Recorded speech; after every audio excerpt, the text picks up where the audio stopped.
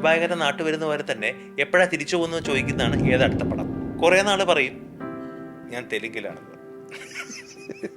അപ്പ കാണുമ്പോ അപ്പനാണോ? എന്തൊക്കെയുണ്ട്, എത്ര നാളായി ആ മോഡുലേഷൻ നമുക്ക് കിട്ടിക്കഴിഞ്ഞാൽ നമ്മുടെ സിനിമാക്കാരനാണ്.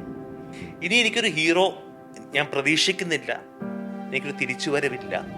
ഇപ്പൊ നമ്മൾ മനസ്സിലാക്കണം, it's time to go out.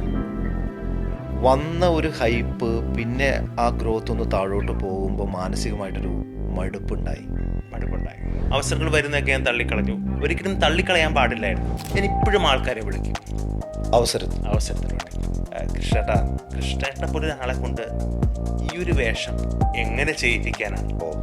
ഞാൻ ഈ അവസരങ്ങളെല്ലാം വിളിച്ചു കിട്ടിയ അവസരങ്ങൾ ചോദിച്ചു പോവാന്ന് പറയുന്ന പോലെ തന്നെ ചോദിച്ച് ചാൻസ് വാങ്ങിച്ച ഒരാളാണ്. ദിവസങ്ങൾ കരഞ്ഞിട്ടുണ്ട്. കാരണം ഞാൻ ഈ മലയാള സിനിമയിലെ ടോപ്പായിട്ട് നിന്നിട്ട് പിന്നെ ഡൗൺ ആയിട്ട് പിന്നെ അങ്ങോട്ടേക്ക് പോവുക.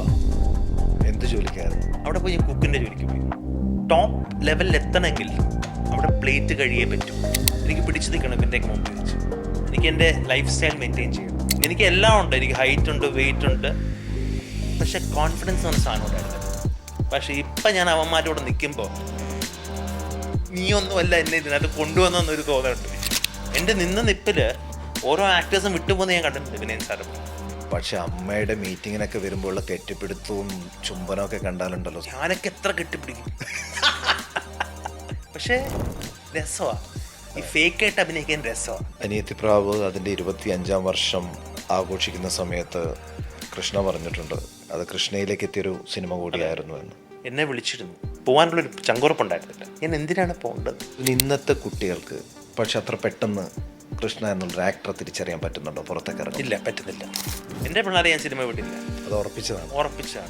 വലിയ പടങ്ങളിൽ അഭിനയിക്കുമ്പോൾ എപ്പോൾ കത്രിയ വയ്ക്കുമെന്ന് അറിയില്ല. കണ്ടപ്പോൾ എനിക്ക് ഭയങ്കര വിഷമം വന്നു. പക്ഷേ ബ്ലഡിൽ സിനിമയാണ്.